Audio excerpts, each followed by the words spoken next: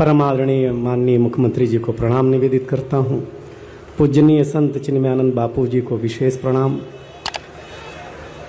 मैं पहला कवि हूँ मुख्यमंत्री जी। चुनाव का रिजल्ट जिस दिन आता उस दिन अगर पहला रुझान ठीक निकले तो सरकार उसी की बनती है। तो मुझे रुझान के तौर पर सुनिएगा। मैं ताली बजा लेंगे, चिंता न करिए। हमको चिंता इस बात की है कि इन्होंने कहा कि हम दिन को दिन बोलेंगे, रात को रात बोलेंगे। ऐसा कुछ नहीं बोलेंगे सर, पैसा लिए हैं। अगले साल बुलाए जाएं ऐसा ही बोलेंगे। बहुत अच्छे। ईमानदार रहना चाहिए सर। मैं बहुत ईमानदार कवि हूं। जो पार्टी वाले बुलाते हैं उनके खिलाफ एक शब्द नहीं बोलता। आज आपने बुलाया, आपके साथ हैं, कल कोई और बुलाएगा और उसी के साथ होंगे। लेकिन हाँ, मैं जानता हूँ ना, आदमी भी ऐसा है। वो एक आदमी मुख्यमंत्री जी वोट डालने गया तो ईवीएम मशीन के सामने 5 मिनट खड़ा रहा। तो बोले तुमको समझ में नहीं आ रहा कि इसको वोट देना है? तो वोट डालने वाले ने बोला सब समझ में आता है, पढ़ा लिखे हैं, बेरोजगार हैं, तो ईवीएम से काम मांग रहे हो क्या? बोले नहीं साहब, आप जाओ, हम वोट दे देंगे। अरे क्यों नहीं दे रहे हो? बोले शाम कल रात को 500 रुपया और दारू की बोतल कौन दे के गया था?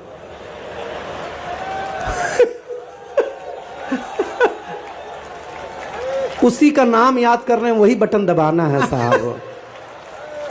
ये जो लोकतंत्र है, इसमें हम जो कुछ कह जाएं। लेकिन आपके यहाँ की जनता की आवाज बहुत अच्छी है। हम माइक पे बोल रहे हैं, लेकिन हाँ, रैली नहीं है भाई, कवि सम्मेलन है। हाँ ठीक रही है अब। लेकिन मैं बहुत कम समय के लिए हूँ, मैं पहला कवि हूँ। हाँ, वो उधर के लोग बैठ जाएं तो अच्छा है। भैया बैठ जाओ। आप लोग जो खड़े हैं बैठ जाएं तो अच्छा है। हम घर आके सुना देंगे यार, खाली आदमी है, चिंता न करो।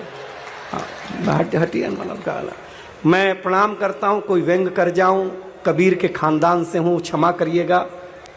मैंने बहुत अच्छी अच्छी बातें कही। मैं छोटी सी अपनी प्रस्तुति, कविता ने बाप की बात कही। बैठ जाओ। हाँ लो, मिली ना जगह मिली ना। यहाँ कांग्रेस का शासन है, मिलेगी जगह। हाँ बैठिए। हाँ बैठिए बस। हम पहले कवि हैं, बिठाने काम आते हैं। हाँ, मुख्यमंत्री जी आए, कुमार विश्वास जी के बगल में बैठे, उनसे बातचीत की। हम कवियों से नहीं मिले। तभी हमें पता चल गया था कि हमारी इज्जत क्या है। सर हम पिछड़े नहीं, वो यही पूछ रहे थे कि इनमें से कौन सा ढंग का है। हाँ, तो मैंने तेरा नाम बताया था कि भाई साहब इसको सुनना बहुत। सर अगली टिप्पणी पर ये पांडाल खड़ा कर दूंगा, ये दावा है मेरा। कुमार विश्वास जी मुझे इज्जत दे रहे हैं, ये बहुत बड़ी बात है, जबकि मेरा चेहरा अरविंद केजरीवाल से मिलता जुलता है।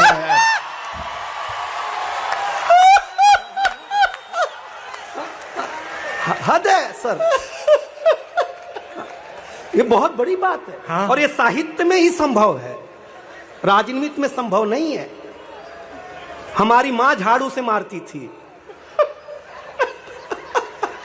इनको एक पार्टी ने।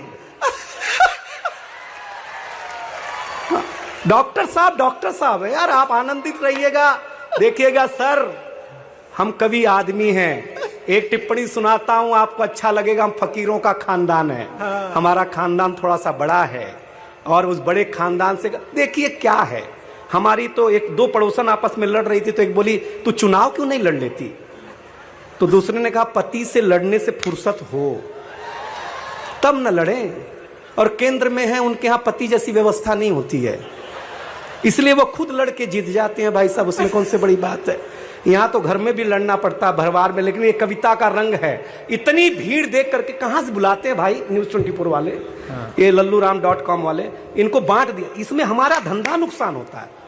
अगर इस भीड़ को 5 हिस्सों में बांट दिया जाए तो 5 कवि सम्मेलन होगा, हमें 5 बार पेमेंट मिलेगा। हो गई यार साहब। लेकिन अभी आप मेरे लायक नहीं हुए हैं, मैं अपने लायक करना। देखिए महिलाएं जो बैठी हैं, सर पुरुष स्वच्छता में भरोसा करता है, महिलाएं नहीं करती हैं। अच्छा, नहीं करती हैं सर। हाँ। छत्तीसगढ़ की माटी पे बोल रहा हूं। यहाँ पर रामेश्वर वैष्णव है, मैं सुरेंद्र दुबे को भी याद करूंगा। इस क्षेत्र को कवि सम्मेलन का संस्कार दिया उन्होंने। बहुत अच्छा। मैं बड़े मन के साथ एक बात बताता हूं, महिलाएं स्वच्छता में नहीं, पुरुष स्वच्छता में भरोसा रखता है। माननीय मुख्यमंत्री जी, कोई पुरुष नाई के पास बाल कटा करके आकर के पहले घर में नहाता है। आपने किसी महिला को ब्यूटी पार्लर से आने के बाद अगर मुंह धोते हुए भी देखा हो, एक बार जोरदार ताली बजाइए, मैं 5 मिनट में आपको एक कविता सुनाता हूं। सर क्या है, हम 5 साल के थे सर, जितने भी मंत्री लोग बैठे हैं 5 साल के थे। हम उत्तर प्रदेश गोरखपुर के हैं। हमें तो लगा था कि ये लोग बुलडोजर ही भेजेंगे लाने के लिए। हम गोरखपुर से हैं, तो 5 साल के थे, तो हमारे पिताजी हमें स्कूल में जमा कराने ले गए। जमा कराने? पहले स्कूल में जमा ही होते थे, अब कॉन्वेंट कल्चर है। एक फादर घर में, एक स्कूल में, ट्यूशन अलग से, फिर भी फेल होने का डर रहता है। हमारे यहाँ ऐसा नहीं था। हमारे यहाँ 3G नहीं था, 4G नहीं था। एक गुरुजी थे, एक ही थप्पड़ में नेटवर्क पकड़ लेते थे। भाई साहब मैं सही बताता हूँ, हमारा जमाना क्या था। ऐसा बगीचे में सर लगा हुआ, ऐसे मास्टर साहब बैठे, ऐसे हम खड़े, ऐसे मेरे पिताजी खड़े। तो मास्टर साहब ने पिताजी से पूछा, किसका लड़का है? तो हमारे पिताजी भावुक हो गए, बोले मास्टर साहब आपका ही है। अब हम टेंशन में कि जिसको हम 5 साल से बाप समझ रहे हैं वो तो हमारे है नहीं यार। हमारे पिताजी तो मास्टरी कर रहे हैं। तो हमने पिताजी से पूछा, आप हमारे पिताजी नहीं हो तो हमारे घर में क्या कर रहे हो? बोले बेटा ये संस्कार बस कहना पड़ता है। अब हम संस्कार समझ गए। मास्टर ने रजिस्टर में नाम लिखा, हमसे पूछ लिया किसके पिताजी हैं? हमने कहा सर आपके ही हैं। जब हम आपके बेटे हो सकते हैं तो ये भी तो आपके बाप हो ही सकते हैं। सर पहले दिन ही स्कूल में एक इंस्पेक्टर जांच करने आया। खचाखच बच्चे देखे जैसे यहाँ है। हैरान हमारे उत्तर प्रदेश में, क्योंकि हमारे उत्तर प्रदेश में बच्चे होते नहीं। अच्छा, सीधे बाप। एक बच्चे को खड़ा किया, बोले बताओ तुम्हारे प्रदेश के मुख्यमंत्री का नाम। बोले रामलाल यादव। इंस्पेक्टर ने बोला ये कौन है बे? बच्चे ने कहा पिताजी का नाम है, 5 साल से घर नहीं आए तो मुझे लगा यही होंगे। वो टेंशन में आ गया, उसने डांटना शुरू किया, तुम्हारे प्रदेश का मुख्यमंत्री का नाम नहीं मालूम है, कच्चे बच्चे हो। बच्चे ने कहा मास्टर जी बात ऐसी है कि मसली स्टूडेंट है ही नहीं, हम तो यहाँ भेड़ बकरी चरा रहे थे। ये मास्टर जी आए, बोले क्लासरूम में बैठ जाओ, शाम को 10-10 रुपया मिलेगा। अब ये बताओ तुम दोगे कि कोई और देगा? मास्टर पगला गया। उसने, इंस्पेक्टर ने मास्टर को डांटना शुरू किया, क्या करते हो, बच्चे असली नहीं है। मास्टर ने कहा देखो साहब असली तो हम खुद ही नहीं है, असली हमारे पिताजी हैं, वो मुकदमा लड़ने गए हैं। उन्होंने बोला जाके संभाल दे, तो संभालने के चक्कर में हम पहली बार आए हैं। सर इंस्पेक्टर का माथा बनाया, हेडमास्टर की कैबिन में गया, बोला किस बात की सरकार तनख्वाह देती है, ना बच्चे असली न मास्टर असली है। तो हेडमास्टर साहब ने 10,000 की गड्डी निकाली, व्यंग हाथ से दोनों पिरो करके परोस दूं तो ताली और मुस्कुराहट दोनों मिले। बोला साहब 10,000 की नोट निकाल करके इंस्पेक्टर के हाथ पे रखते हुए बोला देखो साहब मैं भी असली हेडमास्टर नहीं हूं, असली हमारे बड़े भैया हैं, वो खेत में काम कर रहे हैं। उन्होंने बोला कि इंस्पेक्टर आएगा उसके हाथ में 10,000 की नोट रखना, बिना कुछ बोले सारी फाइलों पे साइन करके निकल लेगा, अगली बात अच्छी लगे तो बताना। इंस्पेक्टर ने 10,000 रुपया लिया और बोला देखो ये तो मैं था कि जो 10,000 में मान गया, कहीं असली वाले साहब आते। इसके बाद पे एक एक हाथ खड़ा हो जाएगा, क्योंकि वो उत्तर प्रदेश था। तो इंस्पेक्टर ने कहा, हेडमास्टर ने कहा इंस्पेक्टर साहब आपको समझना चाहिए, जिस स्कूल में इतनी सारी चीजें नकली हों वहां मैं नोट असली कैसे रख सकता हूं।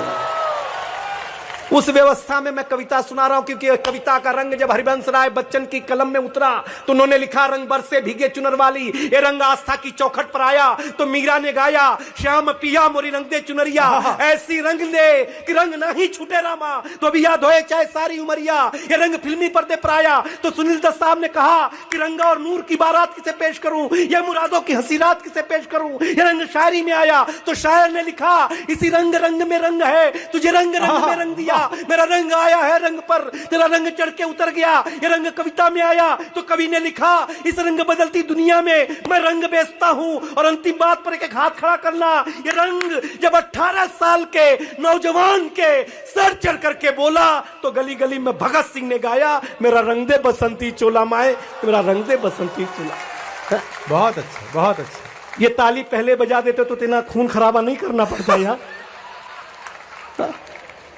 हार्ट अटैक आने जैसी परिस्थिति हो गई थी यार। आप समझते नहीं हो यार, ये मुख्यमंत्री जी समस्या ये है, हम भारतीय लोग हैं, भारतीय आदमी की आदत होती है कि सत्यनारायण भगवान की कथा अगर 10वीं बार भी सुन रहा हो तब भी जब तक पंडित ना कहे कि अध्याय समाप्त हुआ तब तक वो अक्षत फूल नहीं छोड़ता है, क्योंकि वो ठीक से सुन ही नहीं रहा होता है। तो मैं आपको बता दिया करूंगा कि अध्याय कहां समाप्त हुआ, वही ताली ठोक देना। एक अंग्रेज आया, बोला क्या तुम्हारा हिंदुस्तान? हम तुलसी माता के पौधे के पास ले गए, हमने कहा ये हमारी अम्मा है। उसने उखाड़ करके पत्ते पत्ते अलग कर दिए, हमारे अंदर का छत्तीसगढ़ जगह। हम उसको एक खुजली के पेड़ के पास ले गए, हमने कहा पिताजी से मिलो। उसने पिताजी को उखाड़ा, पिताजी ने ऐसा कार्यक्रम दिखाया, अध्याय समाप्त हुआ।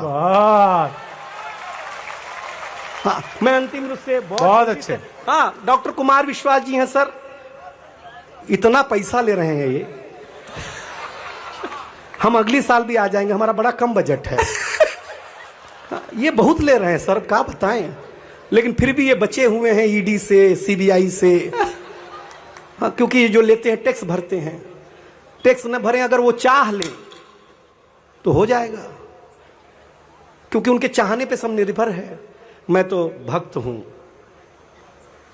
हाँ, आप तो ऐसे शांत हो गए। हाँ, डॉक्टर साहब ने बोला था जहां कभी ऐसा कुछ बोले कि आपको लगे, उनके बात का प्रभाव पड़ता है यार। आप शांत हो गए, ऐसा शांत मत होइए, हम महासागर हैं, हम कुछ अलग सुना देंगे। बहुत अच्छा लग रहा है, लेकिन आपके यहाँ कविता बहुत अच्छी सुनी जाती। पहली कविता बो रहा हूं जो घर घर की बीमारी है, बहुत अच्छी कविता है वो। और डॉक्टर साहब का, रामेश्वर वैष्णव जी, ये बहुत अच्छे आदमी हैं।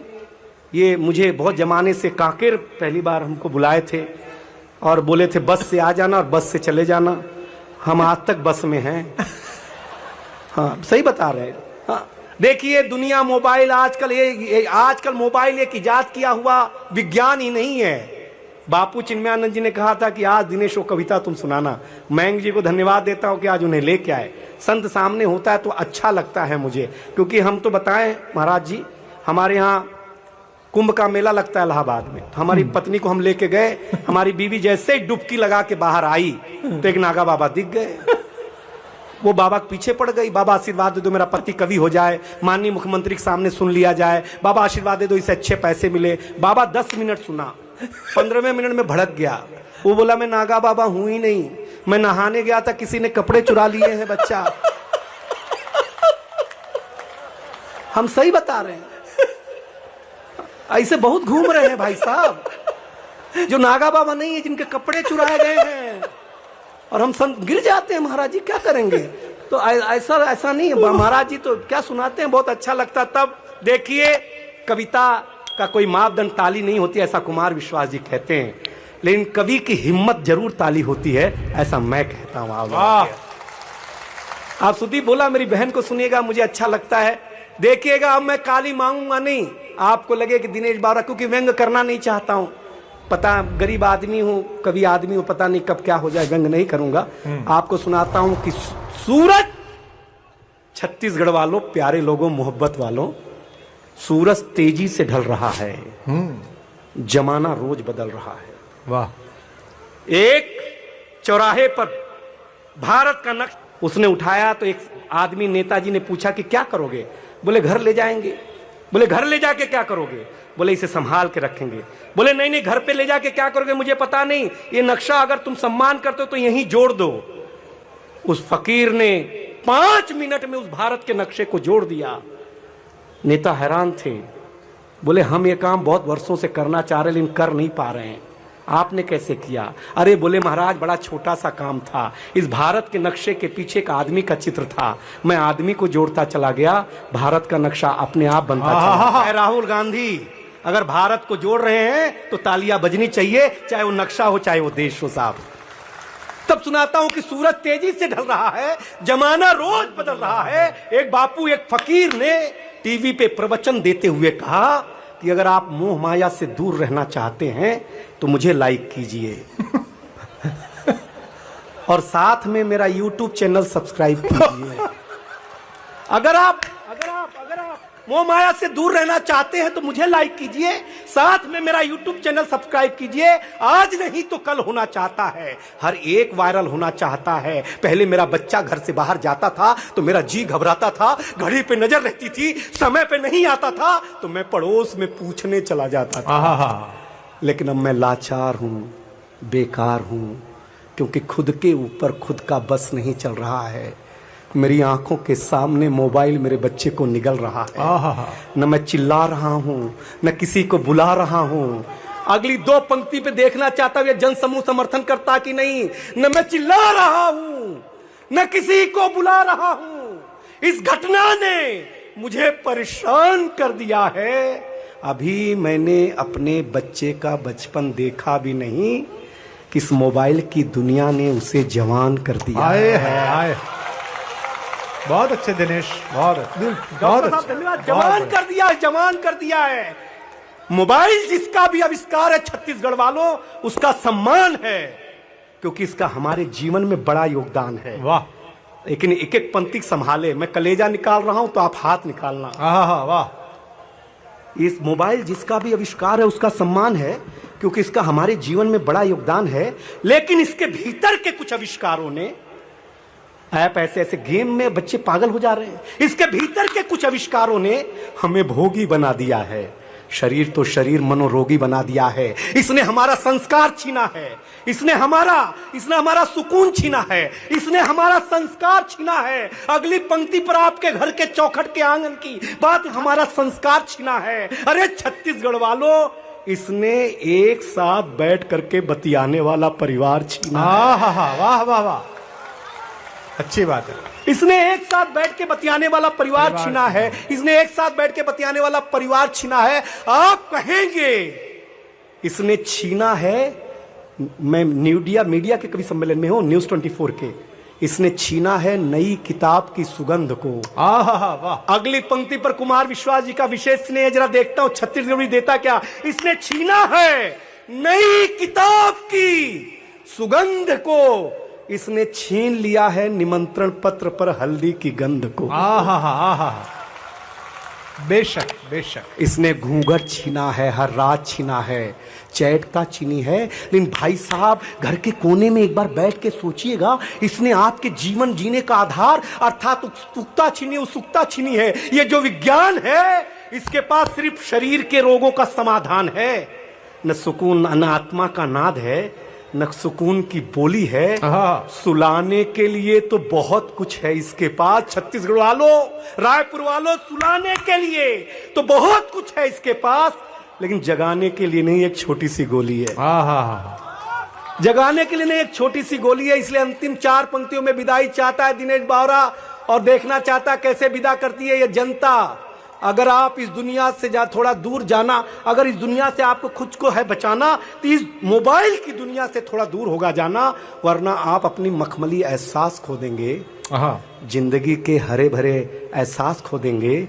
अब ये निर्णय आपका है कि आपको कैसे रहना है, कैसे जीना है। लेकिन घर के कोने में बैठ करके जरूर सोचिएगा कि इस मोबाइल की दुनिया ने आपसे क्या क्या छीना है। और अंतिम निवेदन पर मेरी विदाई ठीक करना, मुख्यमंत्री जी के सामने, बापू के सामने, जनता के सामने मांगता है क्या क्या छीना है।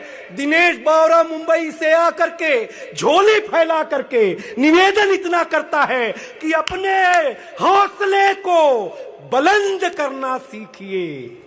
मोबाइल चलाना तो सीख लिया है, थोड़ी देर बंद करना सीखिए। बहुत बहुत धन्यवाद। बहुत अच्छे, बहुत अच्छे, बहुत अच्छे।